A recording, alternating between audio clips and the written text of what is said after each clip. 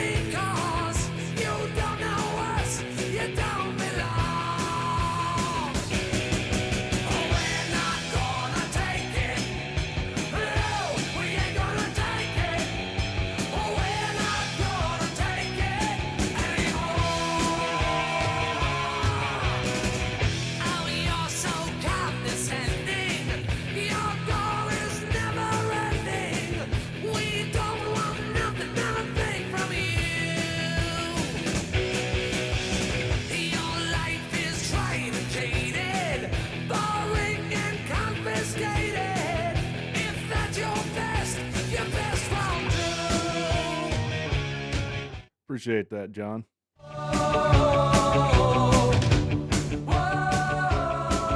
We're right, yeah, we're free, yeah, we'll fight, yeah, you'll see. We're not gonna take it. No, we ain't gonna take it. We're not gonna take it anymore. We're not gonna take it. No, we ain't gonna take it. We're not gonna take it anymore. No way.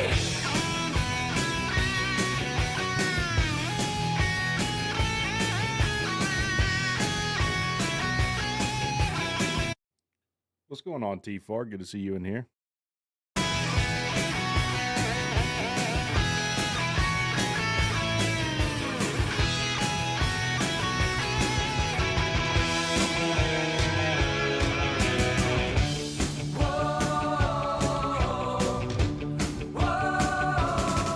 We're right, yeah, we're free, yeah, we'll fight, yeah, you'll see.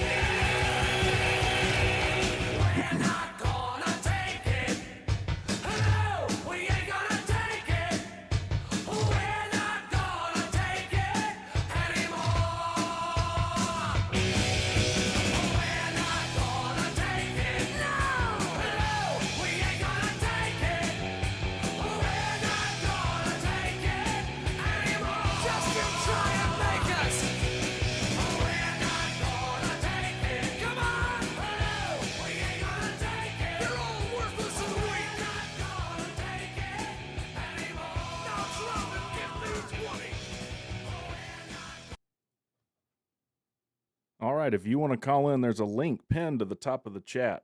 Call in, we'll talk about what you want. I would love someone to try and defend the fact that they're Nostradamus as it pertains to college football realignment, though.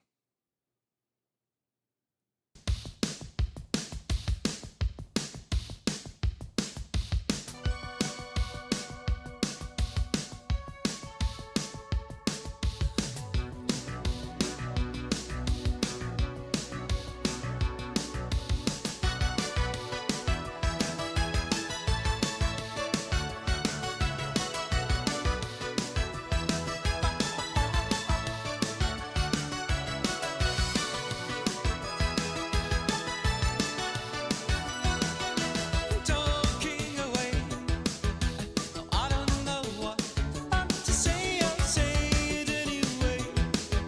Today is another day to find you shying away.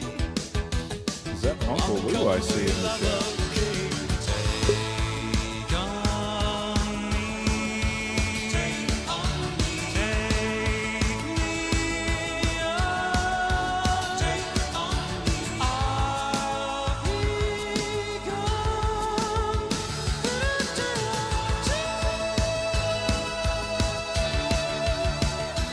So needless to say, I'm all saying, but I'll be stumbling away, slowly learning that life is okay. Say after me. All right, we got one caller in the back room again. If you want to call in, click that screen on the gets pinned at the top of the chat.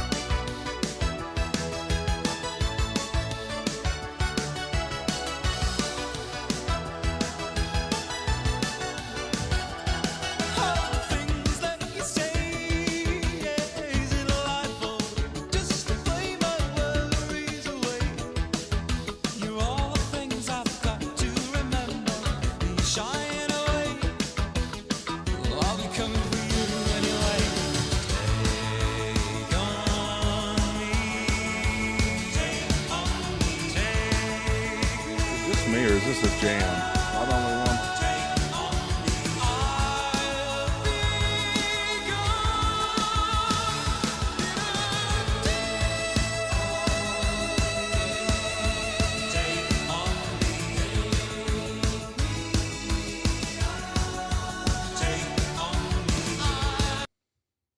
All right, you know what? Let's just get into it tonight.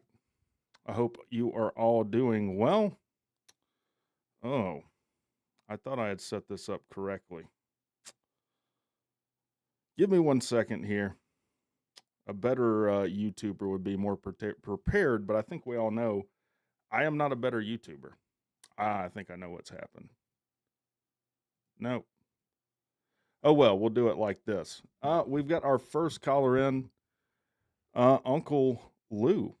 How are you doing, sir? Yeah, a better YouTuber calling in here. All right. I'm just kidding. No, you're good. What if I don't know when it's happening? I just know what's happening. Can I still pretend to be Nostradamus, or you need all or nothing? No, it doesn't have to be all or nothing. I mean, that's preferable. You know, I think people like Right. that, but I'm sure you have a super inside source, right? No, but the best, I'm sure you've seen all the like some of the stuff you read and it's just like pretty obvious, like that's not happening. Like the stuff, this was mostly a year ago, and it was just like the grant of rights doesn't mean anything. It's illegal. It's easy to get out. No, well, I think most people knew that was never happening. But so I've read a lot of rumors, and with that, the one that I've seen that makes the most sense to me is, and you've probably seen this one too, but it's Florida State and Clemson are leaving the ACC. Yeah. They're both going to the SEC. They're both going to the SEC. They're both going to the SEC. They are going to pay the ACC half of their TV money from the SEC through 2036 on a decreasing scale starting at 50%. So let's say they make $80 million their first year in the SEC. They're going to give $40 million of that each to the ACC. The second year, it might be 45% or 42 or 47. I don't know, but it'll be a Right. decreasing scale over a 10-year period, all the way up to 2036. In exchange for that, ESPN is going to renegotiate the ACC contract for the remaining teams. So the other teams get more, like it kind of seesaws the revenue. Yes, Mhm. and that's a solution that solves everyone's gripe. Like it gets Florida State and Clemson out of the ACC, which is what they want. Sure. It keeps the ACC alive, which is what everybody on the planet wants. And it keeps Florida State and Clemson off of Fox, which is what ESPN wants. Yeah, I don't know if that'll happen. I mean, at least, and this is my big thing, and I'm sure it's yours too. Like, is there even a modicum of logic or sense to what you're saying? Like, and I'm sure you've seen people like they're going to get out without paying any buyout, and it's going to happen 2 weeks from now. Like, we're Yeah. now seeing this cyclically repeat. I don't get it. I don't get how Yeah, anyone that's can not believe it. happening. Sure. All that crap about the grant of rights is against the law, and any dime store lawyer can get out of this contract. That's just not true. Yeah. If the ACC wants to fight this thing, Florida State and Clemson will be in the ACC till 2036. Sure, and let's say that it's not legal. What I can say is it's not clear, and it's going to take 5 years or more in a courtroom for that to come out, right? Like these are not the kind of lawsuits that a year in and everything's hunky dory. We have a clear cut decision, right?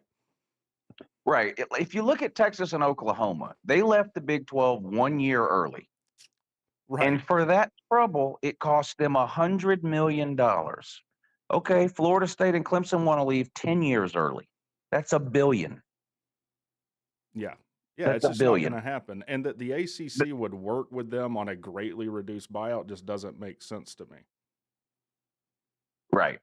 Like, I don't think so either. Now, the thing about the buyout is I don't think we really know what the buyout is. And there's two different buyouts. There's the TV rights buyout, and then there's the grant of rights, which the ACC can pretty much say, well, we think the grant of rights is worth $1 trillion, so pay us $1 trillion. And Yeah. and I guess that's what they're doing in court. I don't understand all that crap. I mean, the Yeah. judge threw the thing out in Tallahassee last week and told them to go to mediation and settle it on their own. And that's probably what's going to end up happening. Arbitration. Uh, arbitration, yeah. It's going to be solved, I think, outside of a courtroom between the people that are really running the ACC, whoever that is, ESPN, Florida State, Clemson, and the SEC. That's what I think is going to, I didn't because think of that. ESPN and ACC both basically own Clemson and Florida State 50-50. So like it's not as easy as just getting the ACC. Then you got to convince ESPN to let you go. Right. Like they leave now, then no one can televise their TV games unless ESPN says so. Well, ESPN's not just going to let them play on Fox. Like that's not Right. going to happen. And no one understands that. And you brought up something I haven't thought about until now. Like I would think a judge or is not going to want to rule on this. Like there's going to be such backlash, no matter what your decision is. It makes way more sense for the legal system to just kick this back and say, "Yeah, go arbitrate this. I don't want this smoke."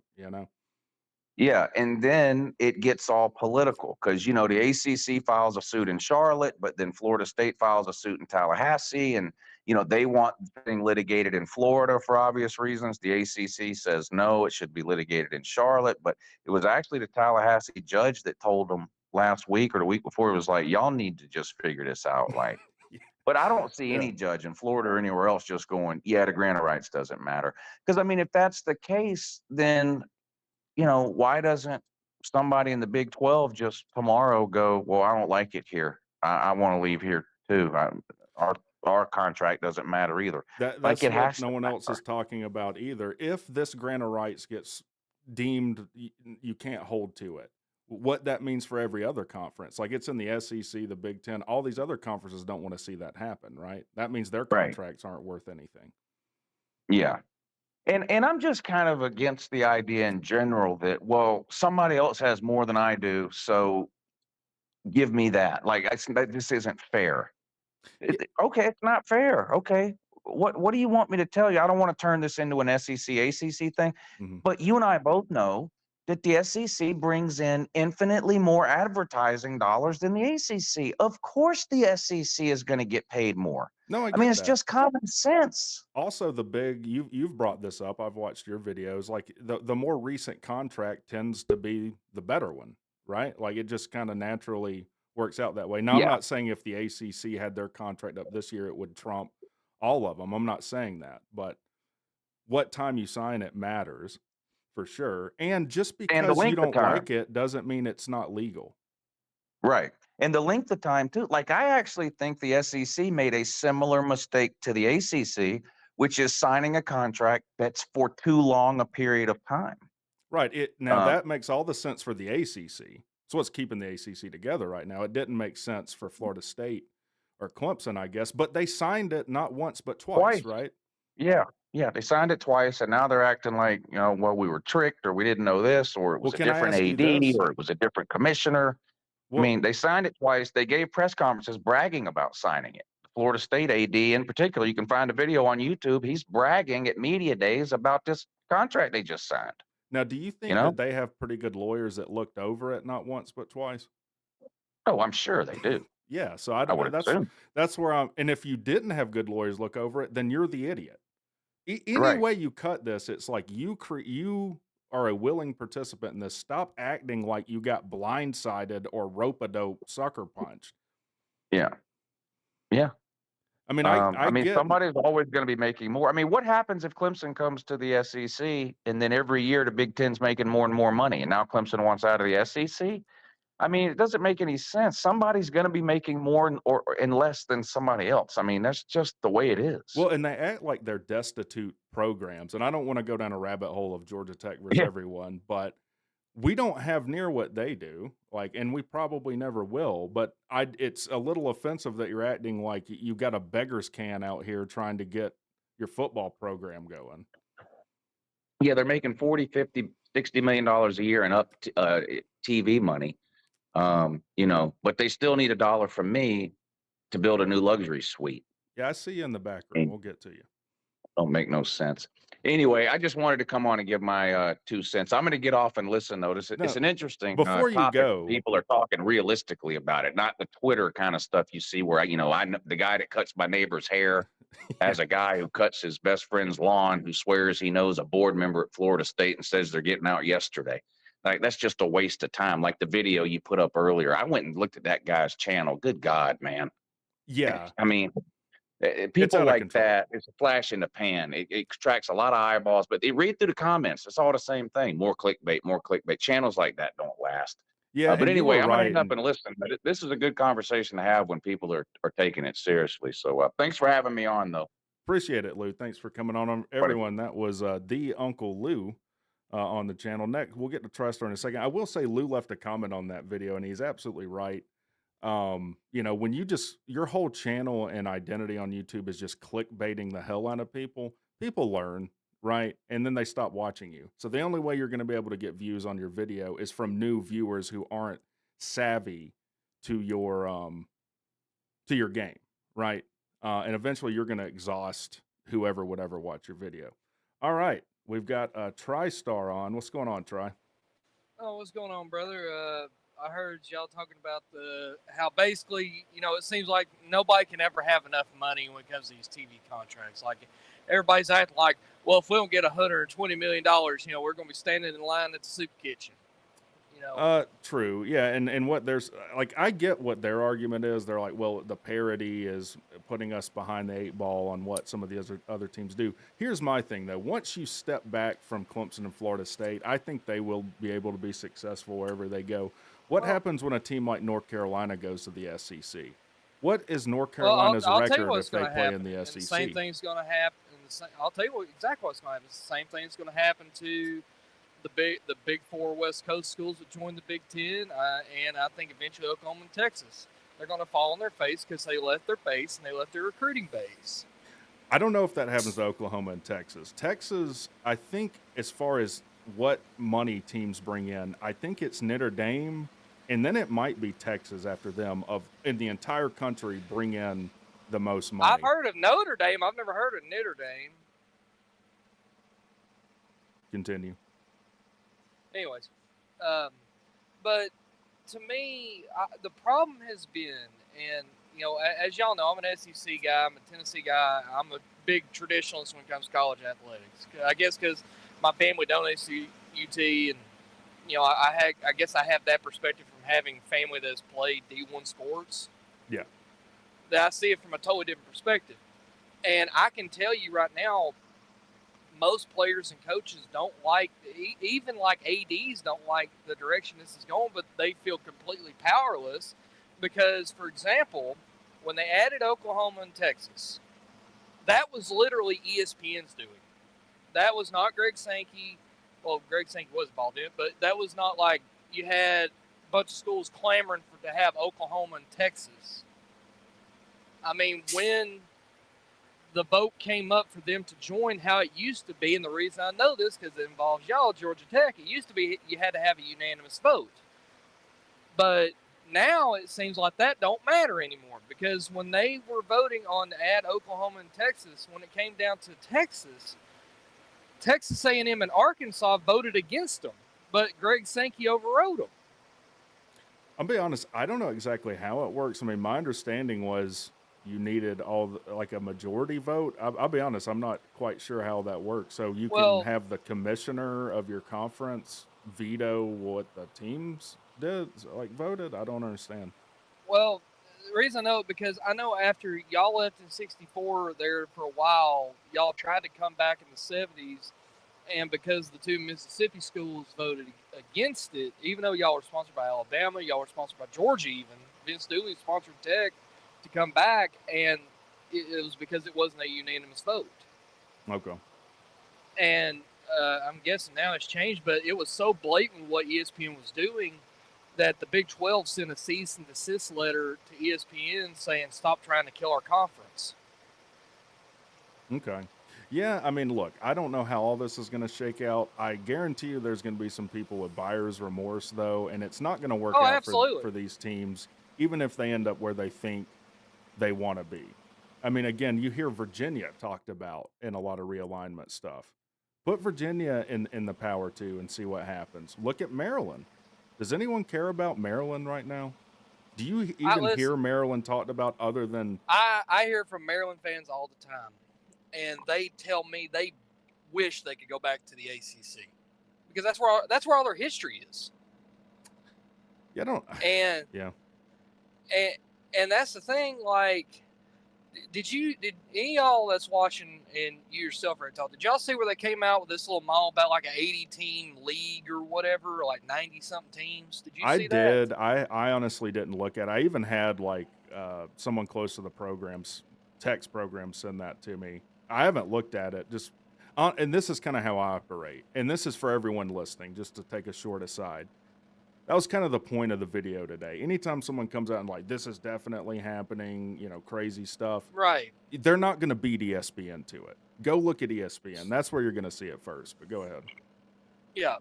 Well, anyways, and what was kind of hilarious was that because they had it laid out in like divisions, like a Southwest division, Southeast division, Northeast, West Coast, or something like that. And I was like, this is literally my conference layout. You think they've been listening to you, TriStar? They take you like. Do you need to file a copyright claim? I might have to. I think you might, because to be fair to you, you've been beating that drum for a year or more now. Almost 2 years. You hear from Maryland fans all the time. What are you talking about? Oh, you're talking to TriStar. Go ahead, TriStar. Sorry. Wait, what did he say? Colby, he said you hear from Maryland fans all the time? Question mark. On Twitter. Oh yeah, Twitter is an interesting place. Yeah, well, I'm just saying, like, because I said, well, I thought y'all were making so much money. They said, yeah, we're making more money, but we're not even competitive. We want to be competitive. Exactly. That's exactly my point. Like, you're going to trade this is kind of mirroring what you see in the portal. And I'm kind of thinking of Sam Hartman when I say this. Sam Hartman goes undrafted. He got paid a bag of money to go to Notre Dame. I kind of feel like he might have not gone undrafted had he stayed at Wake Forest. And maybe the long-term money is better than the short-term gain you get in NIL. Instead of the here and now, instead of thinking for the future. And that's why, that's why I've been clamoring to have like the Southwest Conference come back, to have the original Big 8.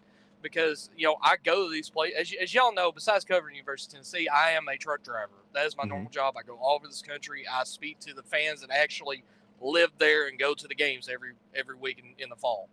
And I hear the same thing. Like I'll use out in the plains, out Oklahoma and Kansas, Missouri, Nebraska, Colorado. Mm-hmm. Every time I'm out there, I hear the same thing. We had a good thing going until we added the Texas schools. Well, here's the problem they're going to run into, and I've said this before. I don't want to hear the crying when you have a 2 or 3 loss SEC champion because you've just created these super leagues. Because we've had 2 or 3 loss SEC champion before. Mm-hmm. I'm saying I don't want to. I'm already hearing the crying about the schedules and how tough it is. Well, you can't have it both ways, right? You can't have this. You can't have your cake and eat it too. Right. That's what I'm saying. And that's the thing. Like speaking of Tech, what I've been telling everybody is y'all don't realize how much of a gold mine Tech is. I mean, you're literally in the heart of Atlanta.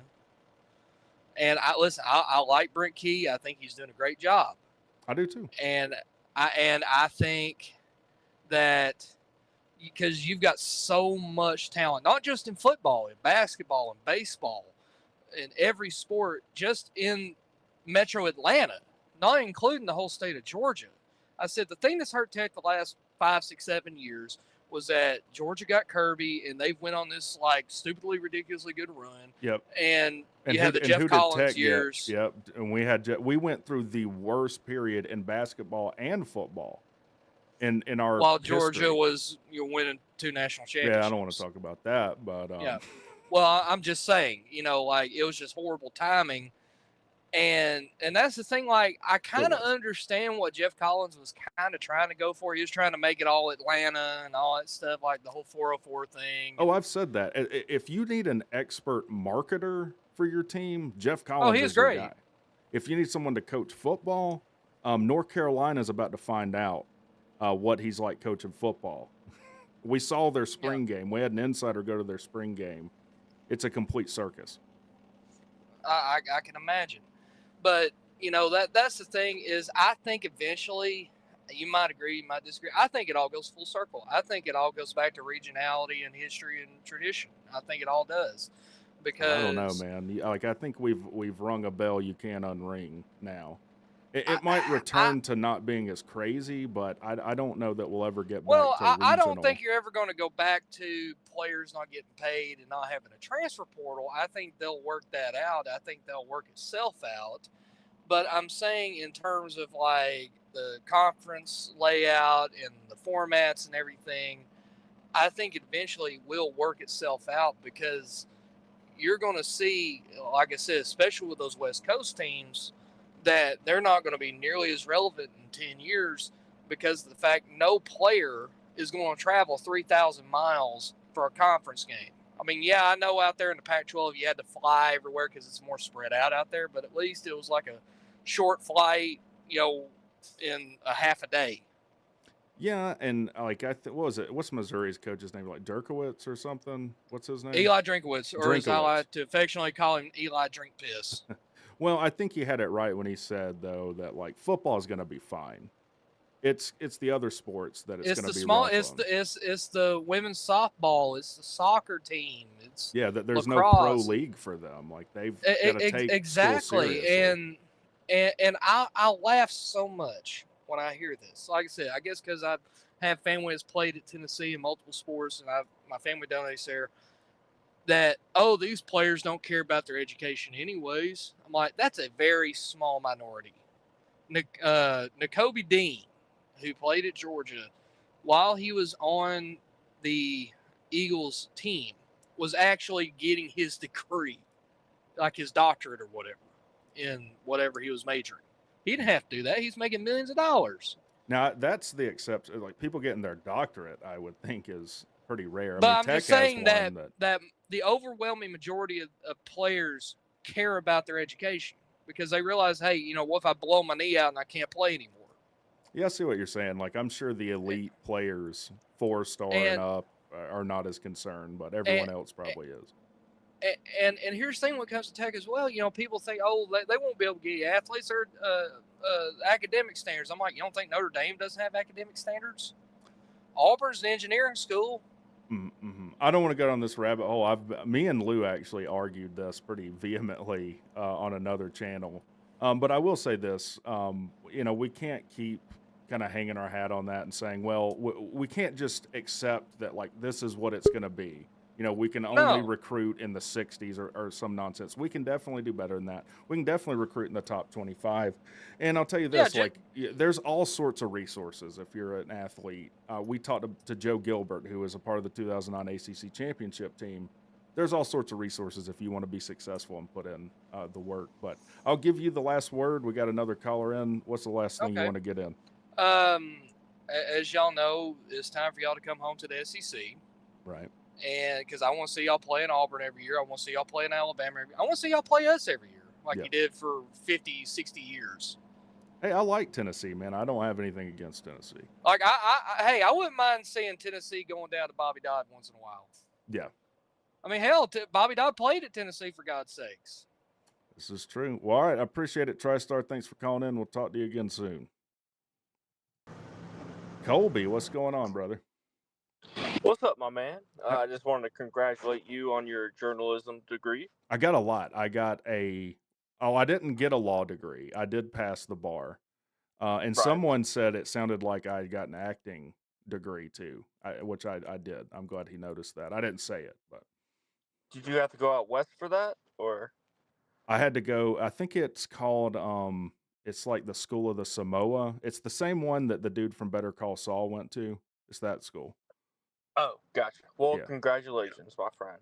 Appreciate it. Someone commented like, that they had watched it twice before they realized what was going on. They're like, I got so mad. And I Well, re- about 3 minutes in, I figured out you were joking because I knew you're a smart guy. I was like, damn, he's got all these degrees. I'm like, all right, no, I believe him. But then when you said journalism, I was like, eh. well, probably one guy said once you said North Carolina and Virginia would be successful in the Power Two, I knew something was off. I was like, yeah, that's fair. It's like I did like a V for Vendetta, you know, and an artist uses lies to tell the truth. Because I am like, I'm over all of this. Like, we know this is definitely happening. You don't know. You don't. Yeah, I mean, I guess you just have to get a journalism degree to figure it out. I don't even think they know what's going on. What do you think's going on? Well, I do think, And you first, might have already touched on it, and my fault if I ask it no. a repeat question. Oh, that's good. It's not good. I can tell you that. It's not good. I mean, the ACC is in a bad spot. You don't want your two top brands wanting out, but their path out is far more difficult than they think. I think if it is a quick out for them, it will be because legal fees have just drained the ACC to the point that they can't fight anymore. I think that's the way out. Or you know, Lou gave a scenario that seemed reasonable, but yeah, I don't know. Something else that isn't talked about is like, what is the perception if they were to go into the SEC? Like, you can talk as an SEC fan. My worry would be it's kind of like the new guy that comes in at work and acts like he knows everything. He starts bitching about everything. Like, is that the perception Oh, yeah. Florida State would have when they go to a new conference? No, I wouldn't say Florida State. I would think. Well, I base my judgment off fan bases, not the university. So if Miami were to come into the SEC and think they're hot shit, then I would have a little bit. But no, not Florida State and Clemson. Florida State kind of less than Clemson has a better record than Florida State in the past 10 years. But it's the schools that are making this big stink, to be fair. Like Florida State's been crying the loudest and for the longest, and not just their fans, their administration has been. And that's what I'm saying. Yes. Lou kind of hit on that, like, well, what if they get in the SEC and then they're like, well, now the Big Ten's making more. Now we want to go there. We're going to start crying that the SEC's doing us wrong. That's kind of what I'm talking about. Like, what is the perception going to be? Well, what do you think? Florida State. Where do you think they would like to go? Because you could also go the Notre Dame route and be independent. I think they'd like to be in the SEC. I mean, just because if they go to the Big Ten, they're going to have to get on a plane half the year. I mean, it's just farther for them to travel. And if it's all about money, it's going to be, you know, they're going to lose more money in travel playing in the Big Ten. I think both teams, Clemson and Florida State, if they had their pick, would want to go to the SEC. However, I don't think they really care as long as they get out of the ACC. And this is the reason I joined the StreamYard is to ask, and I don't mean to be rude, but like the little programs like Duke and Georgia Tech, like what are they going to do? Because as a Georgia fan, I don't want to see Georgia Tech go away. I would rather have Georgia Tech in the SEC than Clemson and Florida State, but that's just because we're in-state rivals. Let me rephrase your question. I think what you meant to say was, what do we do with what will the teams who are not as well positioned? You like that political speak? That are not as well positioned, like Duke, Wake Forest, Boston College, Georgia Tech. And I'm so sorry. I forgot you went to political school at North Harvard University State. So Central. You're right. Central. My fault. Yeah. Yes. You know, I did a whole video talking about this. I'm not like, if the ACC imploded today, it wouldn't be great for Tech, and I don't think they get in the SEC or Big Ten. One, if that were to happen, I think their best bet would be the Big 12, and the Big 12 would be willing to take any ACC team that wanted to come over there. I'm pretty sure. I agree. So there is that silver lining. But as far as teams like Georgia Tech and those other teams, I can speak for Georgia Tech. Winning is going to solve a lot of things. And I do think Brent Key has us back on track for that. And because Brent Key, I've said this before on the channel, I feel like is a good mesh of like hard-nosed football and understanding the landscape of current college football which is a breath of fresh air from coming from like Paul Johnson to Yes, it is. Jeff Yes. Collins, who were kind of on opposite ends of that dichotomy. And then you get a guy that's really the best of both of that. Yeah, I agree. But yeah, Virginia, there are some teams that I don't understand why they're talked about. Like Virginia is a big one, and even North Carolina. I get that I guess they're a big money draw, but if you look at their TV revenue numbers, it's not eye popping. It's not like, oh yeah, Well, I gotta have them. but then you look at TV revenue when it comes to basketball as well. True. Yeah, I mean they would be, and that bodes well for Duke as well. But the primary thing is going to be your football. I mean that's the first and foremost thing. But yeah, you're absolutely right about basketball. Yeah, but when you think about different schools like Duke and North Carolina, let's just say, like their eye-popping numbers are obviously basketball. Like, would they draw in numbers and like you said the Big 12 maybe would take?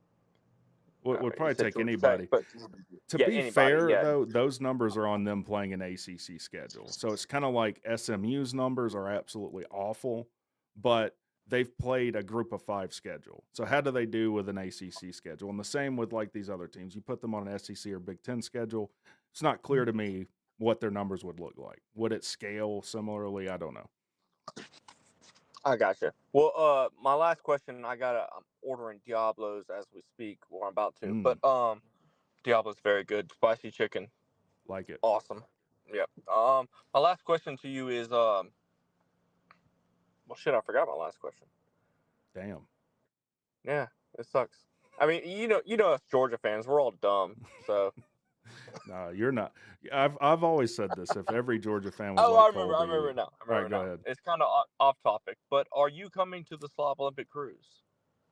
Is that a year from now? Is that like in line with the normal Slob Olympics? When is it? Yeah, it's a year from now. Yeah. Yeah, First weekend of March. I will commit to that. Yes, I could do that. You will commit to it. All right. Don't decommit and transfer out. Well, I can't say I wouldn't hit the portal if something came up, but as for now, I'm a verbal commit. All right, you're a verbal commit. I'll take that. All right, man. Have a good one, Colby. Appreciate you calling in. All right, ReckTalk. See you later. All right, Georgia Tech is greater than Georgia State. What's going on, man? Good to have you on. What's going on, man? It's Zach. Oh, Rambling on with Zach Jones. what's going on, man? Glad to have you. I just got my name as Georgia Tech over Georgia State because the Georgia State Twitter trolls are going crazy today. So Yeah, I saw you on there duking it out on the Twitter, man. That's a rough existence. There's a lot of stupidity on Twitter. they're they get one player drafted in the 6th round, and we don't have anybody drafted this year, and they get their panties in a twist. So Well, like I've done everything I can to like say that I'm fairly impressed with their program for what it is, and that's not enough, Yeah. I guess. I will say I wanted to call in because we've got, you talked to Uncle Lou, you've talked to SEC fans. I will say, coming from an ACC fan, and I want to know your opinion on it. I think when Clemson and Florida State finally leave, I think Clemson might be in a little bit of a better spot, but I do think both of the programs, I think they're going to realize pretty damn quick, for at least probably 5 to 10 years, they're going to be in a shithole.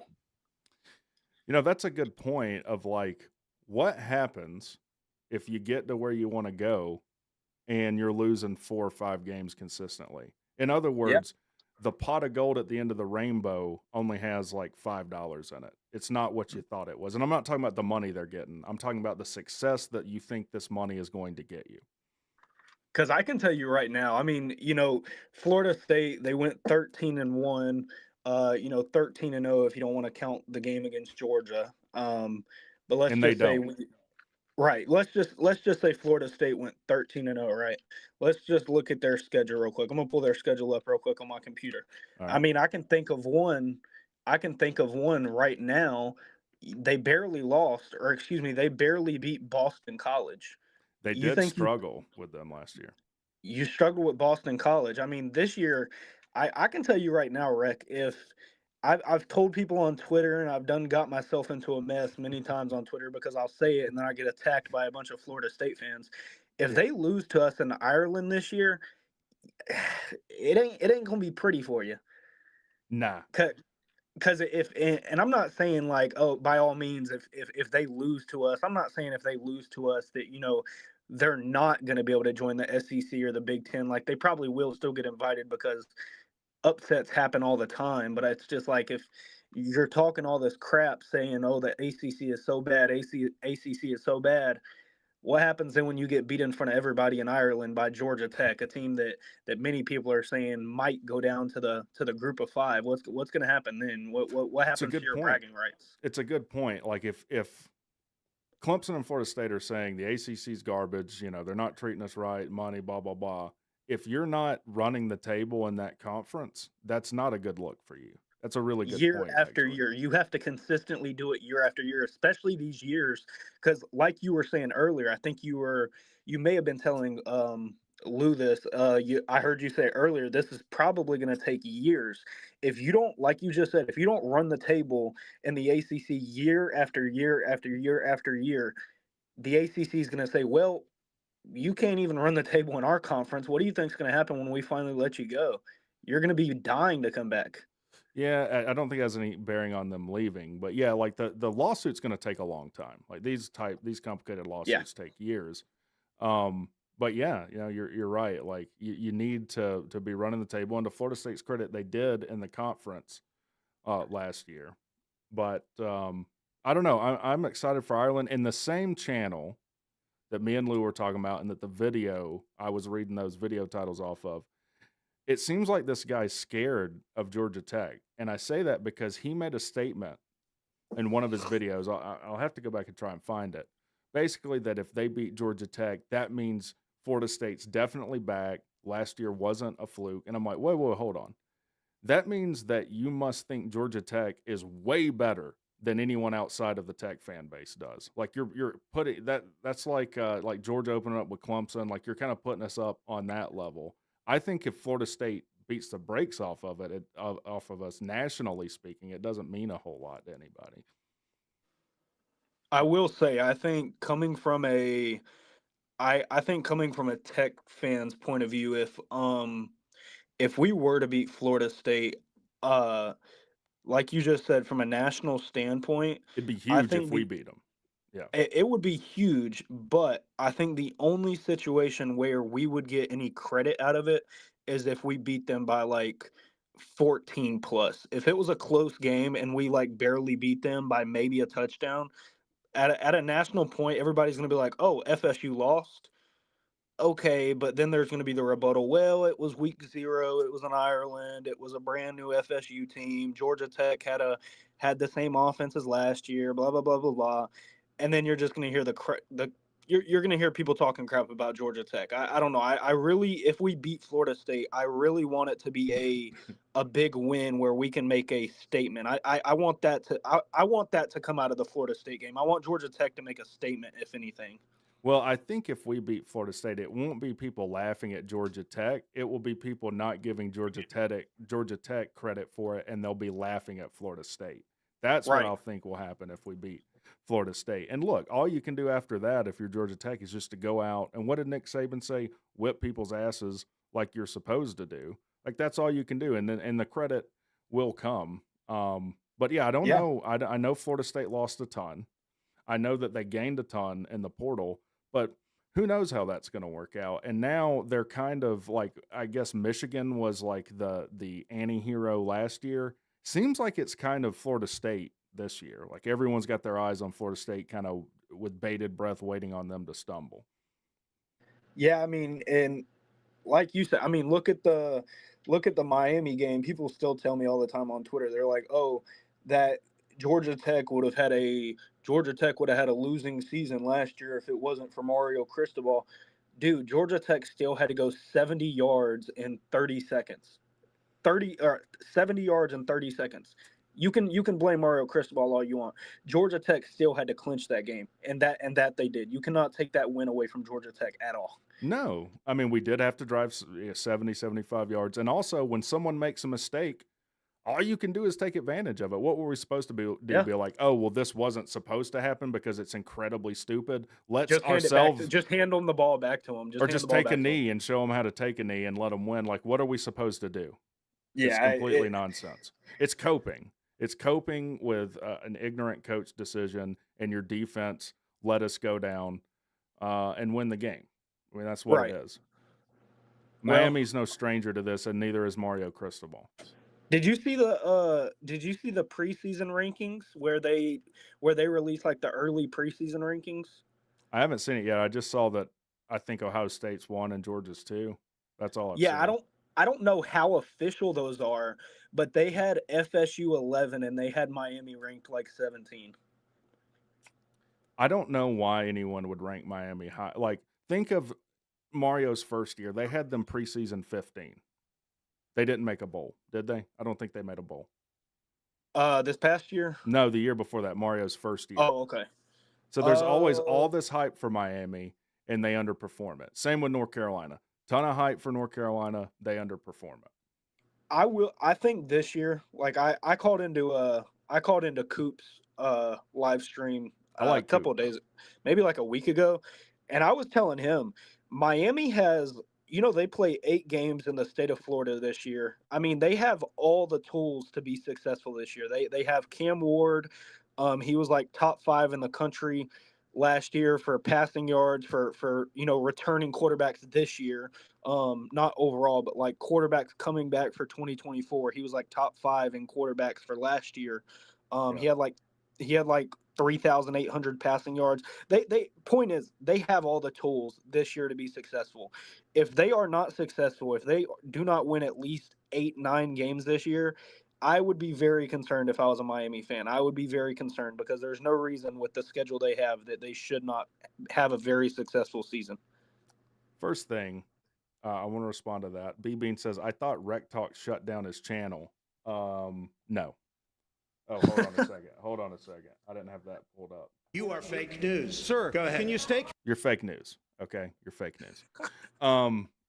Yeah, but that's what Miami does every single year. Talent has never been a problem at Miami, ever. Now, maybe their talent level has dipped from what it has been, but on a yearly basis, I bet the majority of their games, they're flat out more talented than who they're playing. And Oh yeah. and they lose to a bunch of teams they shouldn't lose to. So until they prove to me that they can overcome that, I mean, they did it 1 year with Martrick. And then, unfortunately, he had health issues, got out. Manny Diaz came in. And that was almost the same thing. Who was the guy at Auburn that they wanted out the minute he inked the deal that came from Boise State? Brian Harsin, was that his name? Something like that. I'm not sure. Anyways, it seemed like the similar thing with Manny Diaz. And that's the other thing. Think about these players. They've gone through a coach every 3 years, a coordinator every year, and they're in the same toilet bowl circle that Tennessee was in ever since they fired Philip Fulmer. So they're going to have to get out of it. I mean, you're going to have to hang in there with someone long enough for him to prove that he either can or can't. And to me, I feel like it's a minimum of 4 years to really know. Yeah, and I'll tell you what, I got really 2 things. When I say this first thing, and then there's a second thing I want to say to it. I feel if Florida State and Clemson do eventually get out, Miami will probably be the third team to want out, if I had to guess.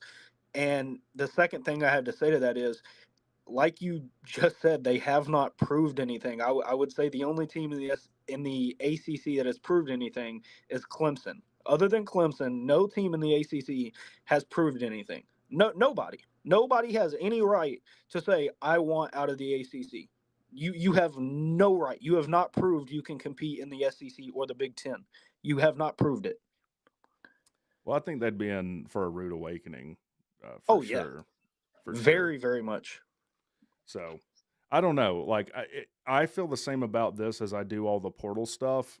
I just want to ignore it, and then when we have an answer, then tell me what the answer is. Right. I don't really care about the in between. Yeah. Well, I'm gonna hop off of here. It was good talking to you, Rick. I'm still hang out in the live, but it was good talking to you, man. All right, appreciate it, man. That was old Zach, a friend of the channel. Glad he called in. By the way, if you haven't noticed, we got some new equipment. Good friend of WreckTalk and the channel, Shaney B. Now, if you don't know who Shaney B is, he was the executive producer for the Neil Bort Show. If you listen to WSB growing up, he was also the executive producer for the Herman Cain Show. So here's him setting up WreckTalk's new gear. Okay, so what we need is to make probably brighter. Where else can I find the effect setting? Yeah, there's an effect setting. Has like a reverb on it, and This is going to have a there you have it. Good old Shaney B. Shout out to him, man. I appreciate you helping out the channel. We had a professional sound engineer come in, help us out. Are those jerseys behind you signed? No, but they are game worn. So number 14, I'm pretty sure is Jalen King, who I think he got picked up this year. And then 5 behind me is a guy named Howard. And but yeah, they're game worn. They had a yard sale before the spring game, and they were like $50, so I picked up 2. Scotty B. Pimpin says something about Herman Cain. Herman Cain is dead. Shaney B could tell you some good stories about Herman. I actually went into the studio a while ago, maybe 7-8 years ago. Got to meet all of them. Pretty cool. I saw that he had a math degree from like Purdue, and I tried to talk to Herman like about cool math stuff, and I can tell you Herman Cain did not give a crap about talking math with Red Talk. Did not give a crap about it, which is most people's response, to be fair to him. Where did I get those wall tiles behind me? Are you trying to become my competition, B Bean? Why are you so concerned with my studio and stuff? Are you trying to make a channel and compete? Is that what this is? How did Herman die? A virus that I don't want to say the name of because YouTube gets upset about it. No, I got where I get most stuff. I got it from Amazon. You can get them. You can get them off Amazon. But what else is going on? We don't have anyone else in the back room. If you want to call in, there's a link pinned to the top of the chat. You want to come in and talk shop with Breck. I do know that everyone's up in arms about the Falcons pick. Now, most of the time, I could care less about the NFL, to be honest. I guess they signed a quarterback to a 4-year deal, $120 million, and Kirk Cousins, and then drafted a quarterback in the first round. What's going on, man? Yo, hey, I forgot to tell you something that I find absolutely crazy, Rick. What's up? So you talking about your jerseys in the back actually reminded me. You remember the guy in 2019 who you remember Bryce Gowdy, right? Gowdy? I think that's his last name, right? Bryce Gowdy. He's Hmm. the one that committed. Start the words. I don't know if I can say it on YouTube. The word starts with an S. I'm gonna be honest with you. I think those years were so traumatic, I blacked out a lot of it, so I not remember. Well, he was committed to us in 2019. His freshman year was supposed to be 2020.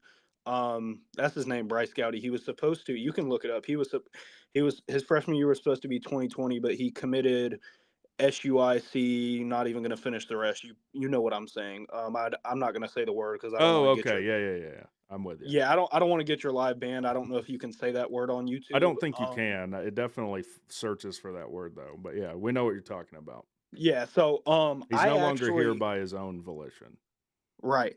He wore number 7, and if you actually go and look at Georgia Tech's website, and you look at our roster for 2020, which was supposed to be his freshman year, he was the only number 7 on the roster, and we wore a certain jersey that year against Notre Dame, It was a black and yellow jersey, similar to the ones we wore this past year. Mm. So I got it just like you did when you got the 2 jerseys at like that yard sale thing at the game. Yeah. And I saw it was number 7, and so I went and looked, and I bought it. Afterwards, I was like, you know what? I wonder whose jersey this is, and it was super clean. It didn't even look like it was game worn. So I was like, whoever this was had to be a bench warmer. They didn't play because it didn't look like it's game worn. I went and I looked. The only number 7 on the roster that year was Bryce Gowdy. Wow. So the jersey that I bought, according to the roster, was probably going to be the one that Bryce Gowdy wore. So I got it signed by a couple of the players. I'm gonna go grab it real quick, and I'm gonna show it to you if you want me to. Yeah, go I ahead.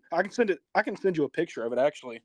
It'd be easier if Um, you just showed it and turned your cam on let's see. for me. Let me go grab it real quick. All right. Yeah, that's rough, man. I do remember that, and I totally forgot about that. That's something else we don't really talk about as it pertains to college athletes is like the immense amount of stress that it puts on these kids. I mean, we talked to Joe Gilbert. I mean, these guys are practicing 40, 50 hours a week, 40, 50 hours a week of school on top of like, your biggest mistakes on a game being televised and idiots like me talking about it. It's not easy.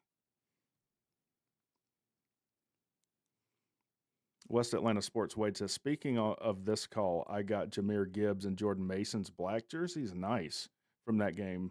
And it's pretty sick. I was able to photo match them as well. I actually talked to someone who would know.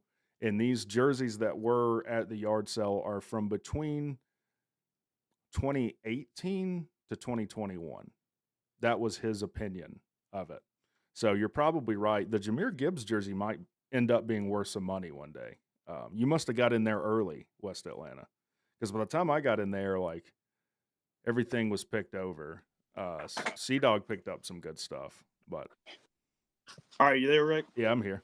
You got it. All right. I'm about to show it, and you're right. They are. I think they are. So yeah, like I was saying, the one right here that I'm about to show you, it was 2020. So this was. I mean, of course, I don't know how they do the jerseys. But according to the roster, the only number 7 that was on the roster was Bryce Gowdy. So I'm pretty sure the jersey I got was supposed to be his because it doesn't even look like it was game worn. Let's see. There it is. Nice. And I got it signed by a couple of the players. Oh, after the spring game? Yeah, and then it's got like that patch that we wore in 2020. Yep. Yeah, so. Well, it fell. Oh, well. Well, good stuff, man. Yeah, I appreciate you sharing that. Yeah, man. Hey, y'all have a good one. You too, man.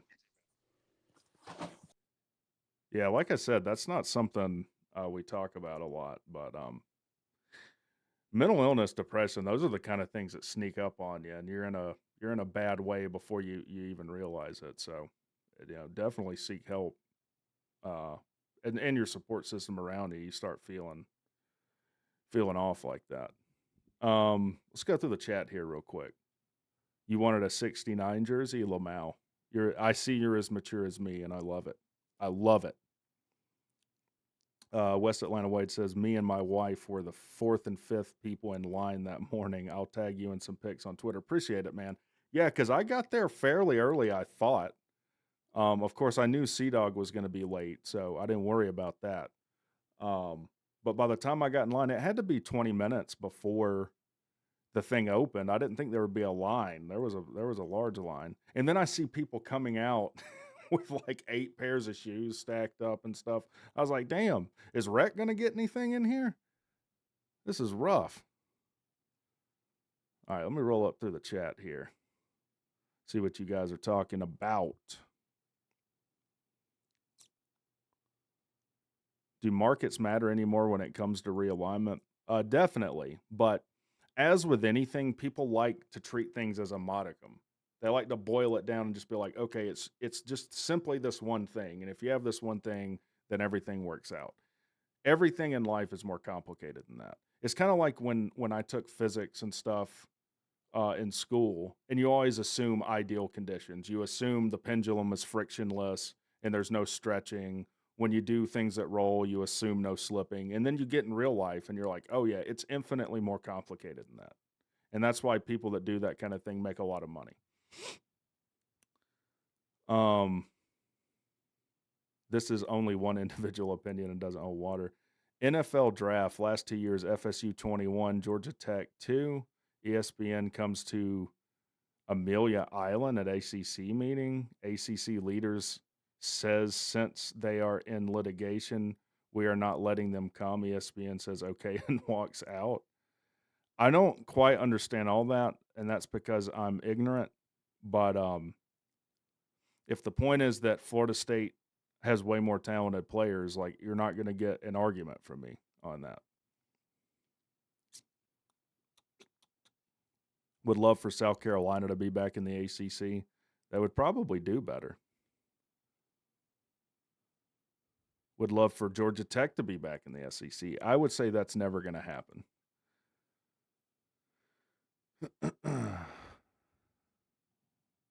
Anyways, what is the inverse square law in physics? You take whatever you're looking at and do 1 over it and then square it. That's the inverse square law. So if something holds the inverse square law, that's what you get, like gravity. Gravity's inverse square law. Whichever team gives Dante Smith an invite won't regret it. I think Dante's a tough kid. I hope the best for Dante. And I'll be honest with you, that's something else that's got to change at Georgia Tech. You got to start getting players drafted. You got to start developing talent, getting them drafted. And I think we're on the right track with that, especially at offensive line. This current Georgia Tech roster is going to have a few linemen that get drafted and probably one drafted fairly high. All right, so you start rolling that in. That really helps your recruiting. Heard Bobby Dodd Stadium capacity will be reduced with the new athletic facility. What will the new capacity be after construction? So right now it holds like 56,000 some change.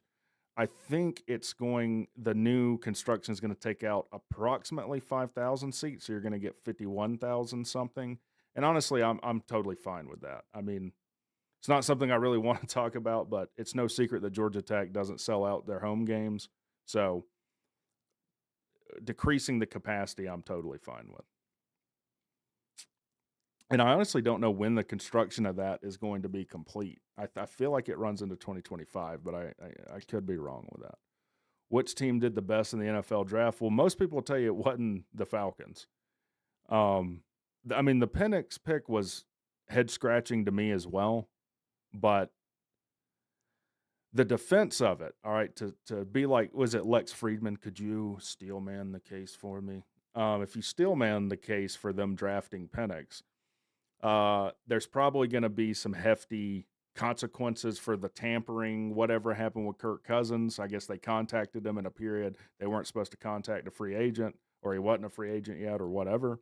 And a lot of people think we're going to lose either next year and maybe even the year after his first round pick. So the Falcons went ahead and got the guy that's going to succeed Kirk Cousins. It still doesn't look good to have a quarterback that eats up the majority of your cap and then take a rookie that's going to hit your cap the highest at quarterback. We'll see how it works out. If in 5 years from now Penix is a world beater, then we'll be looking back saying this made all the sense in the world. And remember, people said the same thing about the Julio Jones pick. Falcons gave away the kitchen sink to get Julio Jones. A lot of people said, "Man, you gave away way too much. You're not going to be able to be competitive for the near future because you're not going to have anything to help them with." And it ended up working out pretty well. Now, it helped we had Matt Ryan, too. And for all the people, remember when Matt Ryan was in his later years in Atlanta and everyone was, for some reason, thought Matt Ryan was the problem in Atlanta? Yeah. What are they saying now? Matt Ryan wasn't the problem when he was in Atlanta. Matt Ryan was the best quarterback Atlanta's ever had, and it's not even close. What would you like to see Tech do to make the game day atmosphere better? I think they're doing things to move in the right direction. Like for the Georgia Tech game last year, having Ludacris was amazing. Like that's huge. Now that I don't feel like they took full advantage of that, and maybe it wasn't an option available to them. But right after that, I said, why would you not have him on the sideline in Georgia Tech gear? I mean, you're already paying him a ridiculous amount of money to come perform. Pay him a little more, have him on the sideline, have him wearing Tech gear, have him meet the recruits that you have at the game. So I think stuff like that. There's some things that aren't so realistic. Like the stadium is in rough shape, So I think when you have the money to do so, getting the stadium in a little bit better shape would help. But continuing with stuff like that would be big. Maybe doing something different with the team walking in, like Ole Miss has like the Champions Walk. So really, pumping that up, making that a big deal.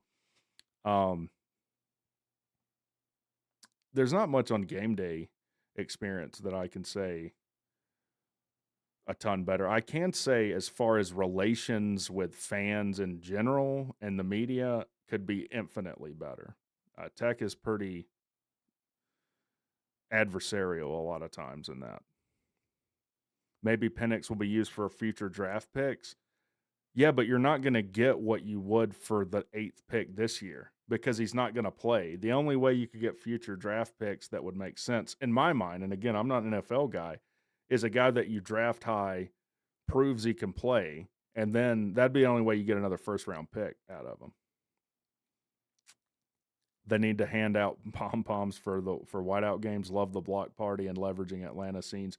That's a good point. I think they could do a lot more probably with the city of Atlanta. I mean, you have the College Football Hall of Fame within walking distance of there. So I think getting more personalities at the game, with all the cool stuff that goes on in Atlanta, like as many famous rappers as there are that hit it big out of Atlanta, like I think you could do a lot more with that. And like I said, they're moving in the right direction with it. But they had some people for the block parties that it was just like, who is this? Who is this guy? David says he does. I do, John, and don't give $100 every quarter. I prefer to give $1,000 every January. All right. I like it. Well, we don't have anyone in the back room, guys. There's a link at the top, pinned at the top of the chat. If you want to call in, you want to talk to Rec. While I'm waiting on that, and if we don't have anyone else call in, I'm going to get out and get to bed. Trying to think of like what else is going on. I know there's been some movement in the portal. We lost a cornerback, Kari Gee, and then we picked up a grad transfer. So it wasn't a portal thing, a grad transfer tight end out of Michigan, which was also kind of head scratching to me because I don't think we're hurting at tight end. Maybe we are. Evidently, Brett Seither has had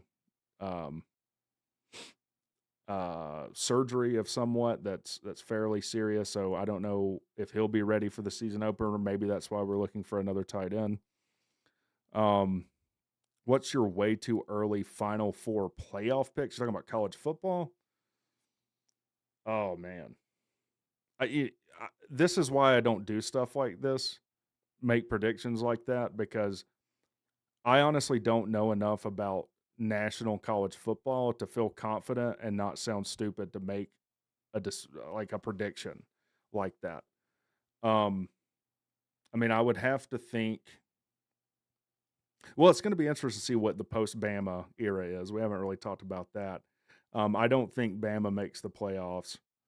Well, and there's going to be 12 teams, so you're asking for the top 4. I guess an interesting question would be, does the ACC get a team in the top 4, meaning do they get a bye?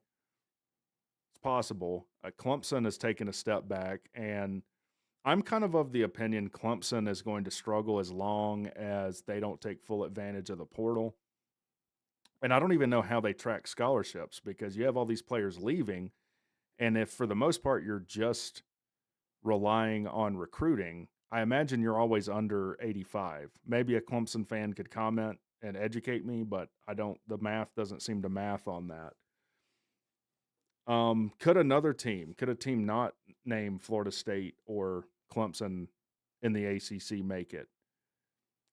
I kind of don't think so. I think North Carolina is in for a rude awakening this year. And this is not just me hating Jeff Collins. I legitimately, this is WreckTalk the guy, not WreckTalk the character talking to you. I legitimately think Mike Brown might retire after this year. They're going to have such a bad season, and they have a ridiculously easy schedule. Just from what I've seen, I don't think it's going to be good for them. And then who else could step up? Could NC State finally take that step up from 8-9 wins to get into the conference? Louisville's got all sorts of problems in the portal with people leaving. Yeah, maybe Florida State could make it. Washington made it last year, but they lost a lot. I don't know, man. I'll be honest with you. I don't know enough to give you an educated guess on it. When I'm headed home on 20, I don't see tech signs until right outside the campus. Yeah, they don't market very well. And I do know, Mountain Wreck in here. Wade, we always had been an old fan base. That was a complaint when I was a freshman in 88. The West Stand Old Fogies was a thing back then. Now I'm a West Stand Old Fogey. Well, to start changing that, I mean, you got to start winning. And we've talked about this before, too. This is something Bryce Kuhn has brought up. Like, all the Georgia Tech fans or students that are there now don't remember Calvin Johnson. They don't remember Keith Brooking. They don't remember George Gotsey or George Hamilton. And that's kind of always what we go back to. Like, oh, yeah, but this, back in the day. Well, you got to provide them something now. And again, I think we're in the right spot. You got 2 freshman All-Americans, one in a skill position. You got Haynes King doing really well. You got a great quarterback behind him that's going to do well, in my opinion, in Zach Pyron. Jamal Haynes has been a great running back for you. And you got some wide receiver, like Chase Lane could step up and be a guy too. Christian Leary was gimpy during the spring game. I hope he's okay, but he's another guy that could step up and make waves. Abdul Janae's big. And this Jackson Hall kid. I mean, you gotta provide the fan base the next, close to Calvin Johnson type player. You got to give people a reason to watch it. And to be fair, we haven't. Key's got us going in the right direction, but the Jeff Collin years did just immeasurable damage to Georgia Tech. And that his buyout isn't reduced by what he makes at North Carolina would be why Todd Stansberry isn't here either.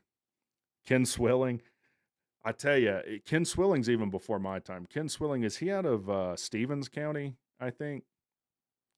Dude that could absolutely lay the wood to you. Sean Jones, part of the 90 team. And that's all I'm saying. You gotta get back to that. You gotta have, these star athletes that draw attention to your school. I think Anthony Carey, the running back, I think he has a very bright future ahead. Slim Shady Canes, there's a link pinned at the top of the chat.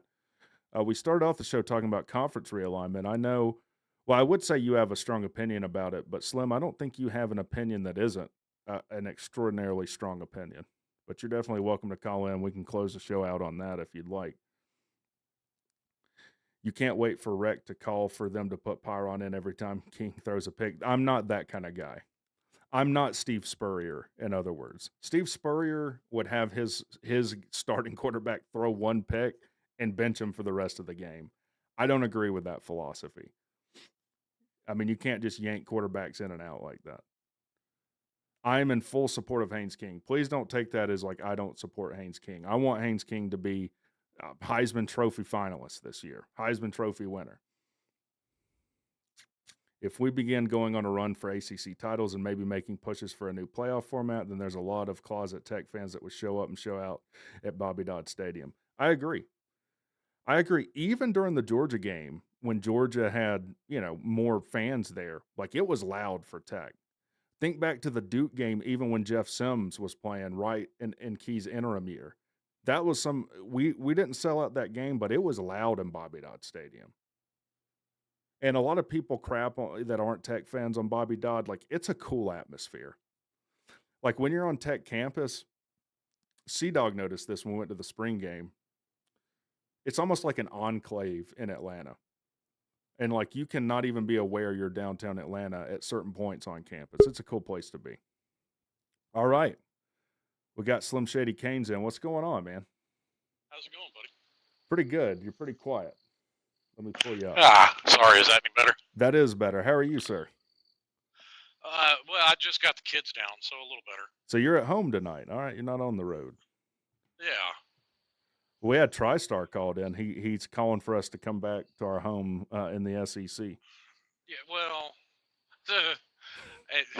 you listen to him. He's trying to bring back the Southwest Conference too. He's trying to pull Tulane back. Yeah. Yeah. Oh, he wants the Southwest Conference, the original SEC. Maybe Miami's supposed to go back independent. I don't know. Well, let me ask you this. So, I don't know if you saw it. I put out like a clickbait parody video today, really just calling out the absolute insanity of a lot of this conference realignment stuff. What's your take on it? I mean, what is the fate of the ACC? Is it over? Or is what's going on? I think there's a lot of people that are pushing for an NFL model with college football, Sure. and I frankly don't like it. I don't I either. mean, one of the reasons I think a lot of us are more in favor of college football is because it isn't the NFL. Yeah, I agree. We like the tradition. We like the regionality. The regionality's pretty much gone now, or almost gone, but I at least like the tradition. If it goes to the NFL, it's kind of like, well, that's why I don't watch the NFL. I'm with you. Yeah, and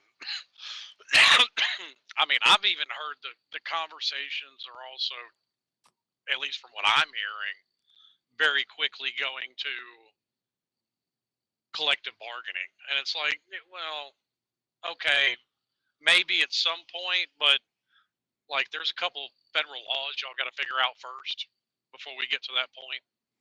That's hairy too. So now we're getting into like every state governor. Like I think Virginia, what was it, last week or 2 weeks ago, passed a law for NIL and whatnot. Now every state has slightly different rules, and I don't know what you do about that. It's an absolute crapshoot. Well, yeah, I mean the NCAA, they're in a catch-22. I mean, they really are in a no-win situation because there is no way possible to craft a set of rules around 50 different state laws. Well, and let's say that was possible. They'd get sued into oblivion anyway. So it's Right. doubly a moot point.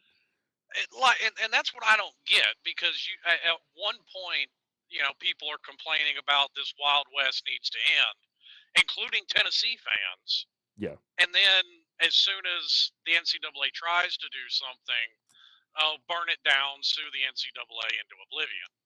Yeah, I brought this up a few weeks ago where I'm like, look, it's every bit as much on the schools that have sued the NCAA to Kingdom Come as the NCAA's own incompetence. Like it took two to tango in that. You don't just get to point at the NCAA, to your point, like Tennessee, and be like, see, they're the problem. Well, they're part of it.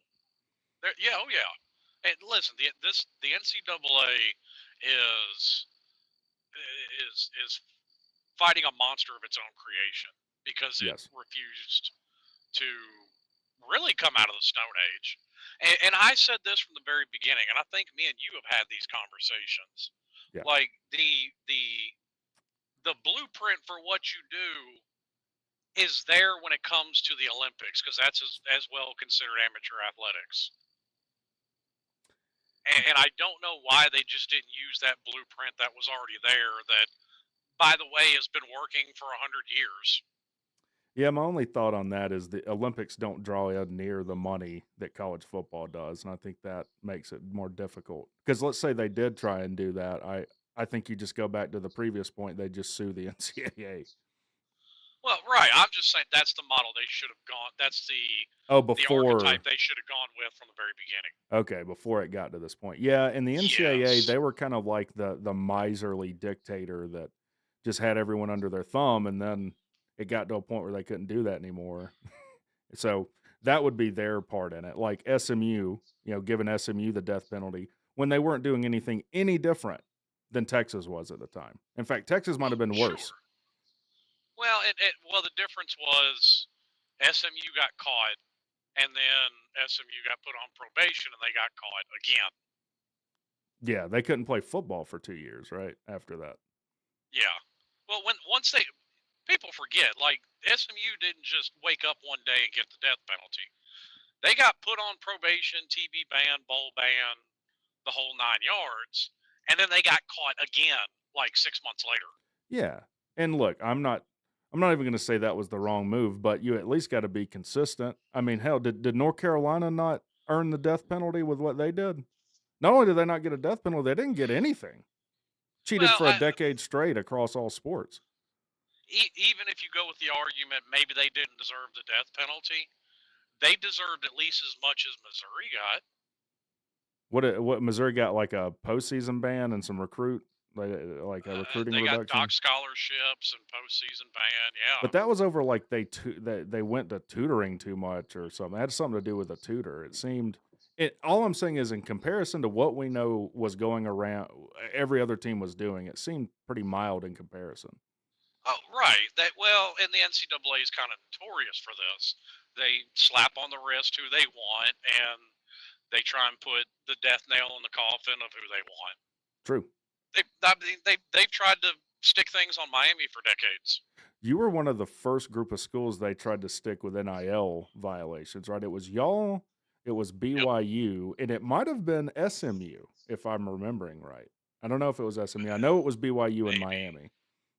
Yeah, because because NIL went into effect in state law in Florida before it did anywhere else. And De'Ara King signed the first college NIL deal. I didn't know that. See, I'm learning things tonight. And listen, I'm all for NIL. And I thought it was wrong when they went after the UCF kicker for his YouTube page. Yeah, what they do outside of football, to me, to make some money is on them. I don't really care. I'm not in favor of the pay for play that we have.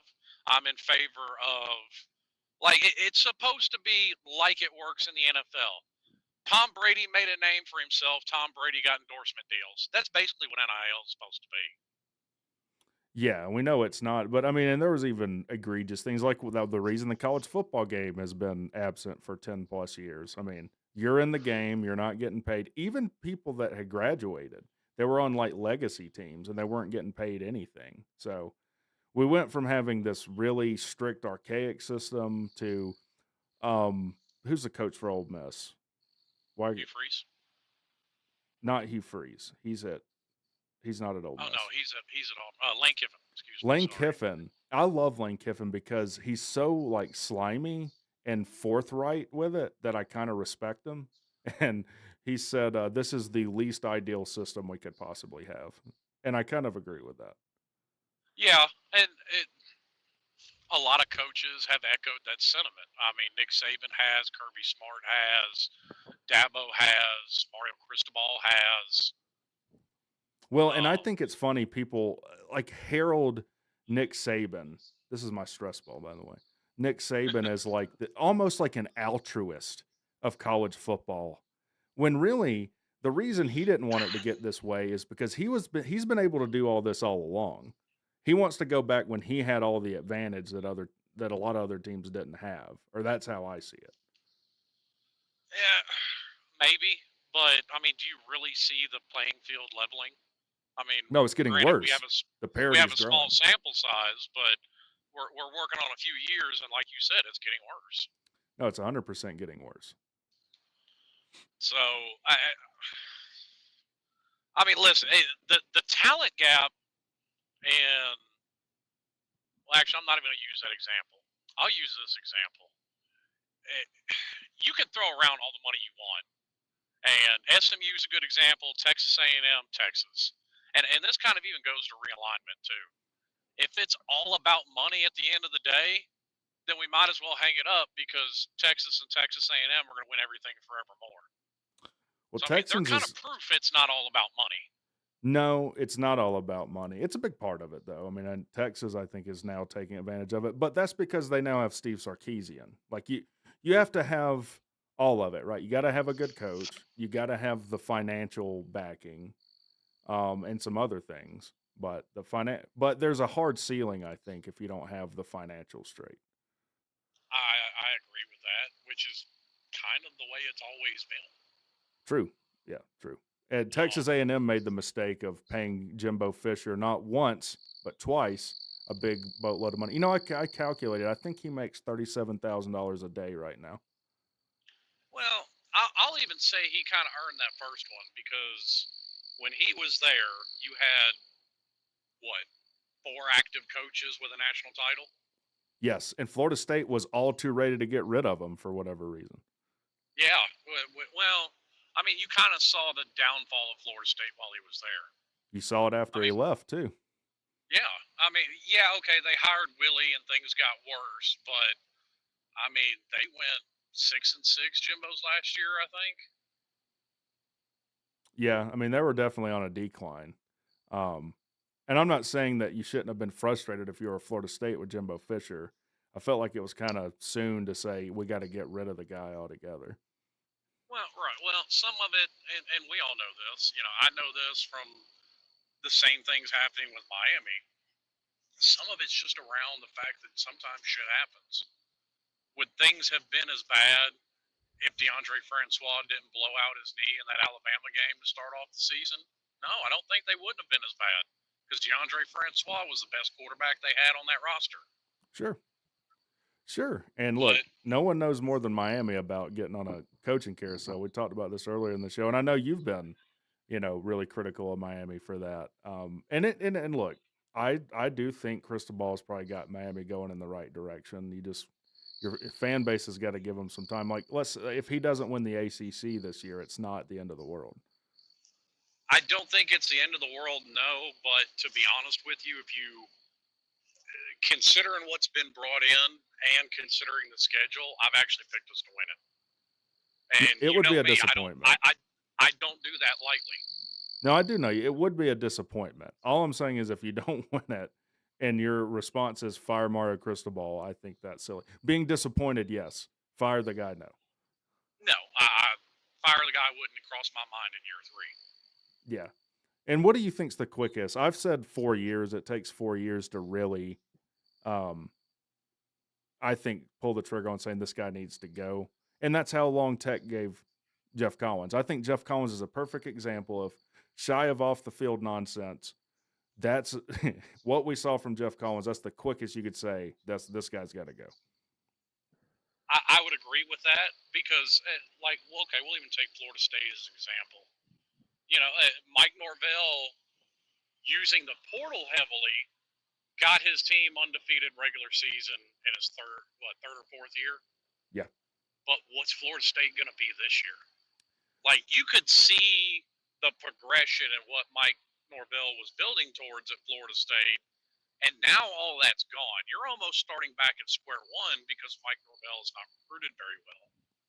Well, the question is going to be, can you do it again?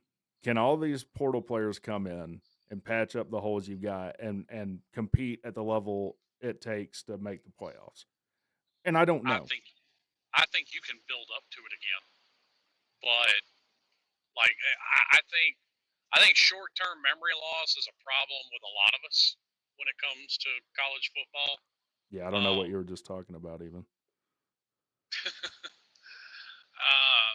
I think a lot of people, including Florida State fans, forget just how terrible Jordan Travis was when he come in there in 2020.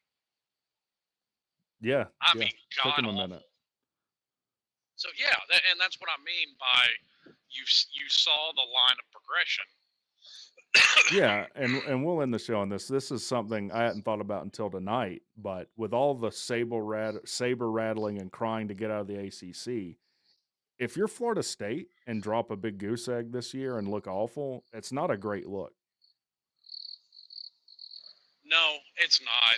And honestly, I think this whole thing with Clemson and Florida State moving over is kind of a waste of time, to be perfectly honest with you, because obviously the ACC isn't going anywhere. And now you have to give up all this money for a decade. And well, they don't believe that, but I'm with you. Listen, all these, I saw, perfect example. We've seen it so far. You saw all these outlandish numbers get thrown around for the new contract Notre Dame was going to sign with NBC. Yeah. And it's not even close to what the numbers people were throwing around.